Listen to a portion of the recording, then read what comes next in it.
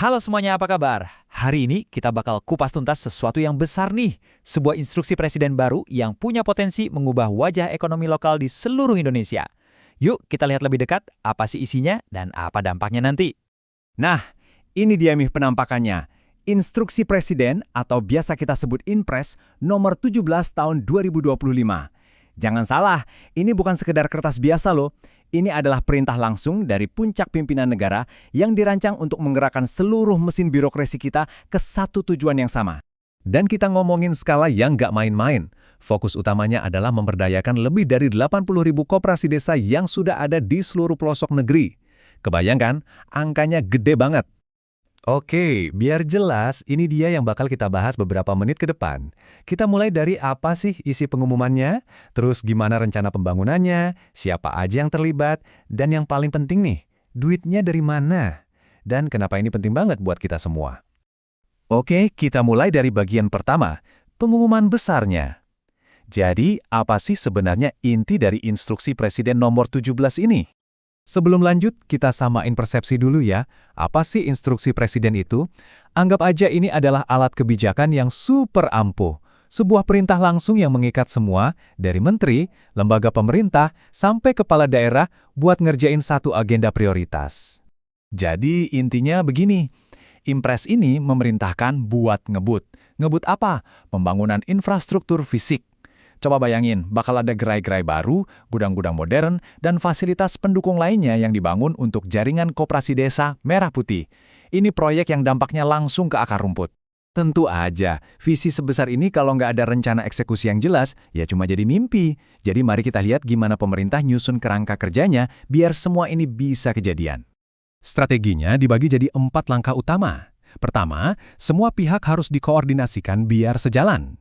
Kedua, bikin perencanaan dan anggaran yang super detail. Ketiga, siap-siap sama resikonya dan cari cara ngatasinya. Dan keempat, harus dipantau dan dievaluasi terus. Ini tuh resep dasar manajemen proyek, tapi skalanya se-Indonesia. Rencana sebagus apapun, kalau nggak ada yang ngerjain, ya percuma kan? Nah, sekarang pertanyaannya, siapa aja nih para pemain utama yang ditugasin buat proyek raksasa ini? Secara garis besar, para pemainnya bisa kita kelompokkan jadi 4. Di puncak ada pimpinan koordinator. Terus ada BUMN sebagai eksekutor di lapangan. Di belakang layar ada kementerian yang ngasih dukungan duit dan teknis.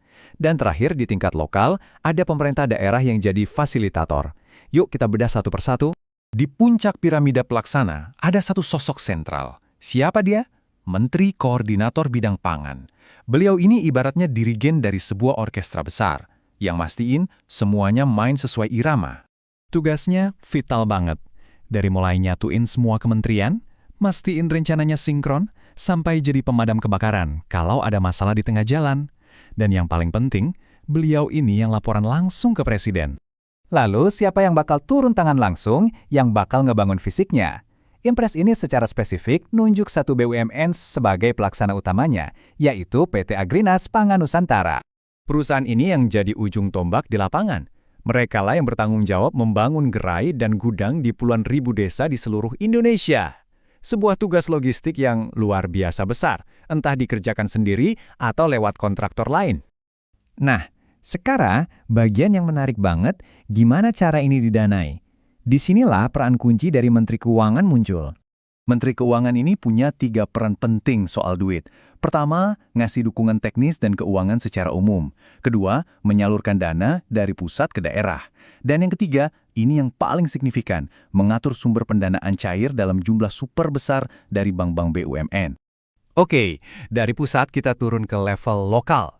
Gimana caranya rencana nasional ini bisa mendarat dengan mulus di desa dan kota? Nah, disinilah peran para kepala daerah jadi krusial banget.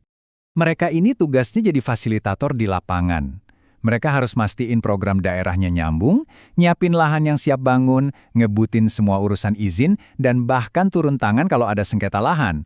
Tanpa mereka, rencana dari pusat bisa mandek. Oke, sekarang kita masuk ke pertanyaan yang paling sering ditanyain. Duitnya dari mana? Yuk, kita lihat lebih dalam sumber-sumber pendanaan buat proyek ambisius ini. Inpres ini menyebutkan beberapa kantong pendanaan pemerintah. Ada dari APBN, ada dari APBD, dari dana desa, dan juga membuka kemungkinan dari sumber lain yang sah. Jadi ini kayak pendekatan gotong royong gitu dalam hal pendanaan. Dan ini dia angka yang menunjukkan keseriusan finansial di balik proyek ini. Impres ini secara eksplisit memerintahkan pengaturan kredit sampai 3 triliun rupiah untuk BUMN pelaksana dengan tenor 6 tahun. Ini bukan sekedar angka, ini adalah komitmen keuangan raksasa. Setelah kita bedah apa dan gimananya, sekarang kita simpulkan dengan pertanyaan paling penting. Kenapa ini semua penting? Apa sih dampak yang diharapkan dari instruksi ini buat ekonomi lokal kita?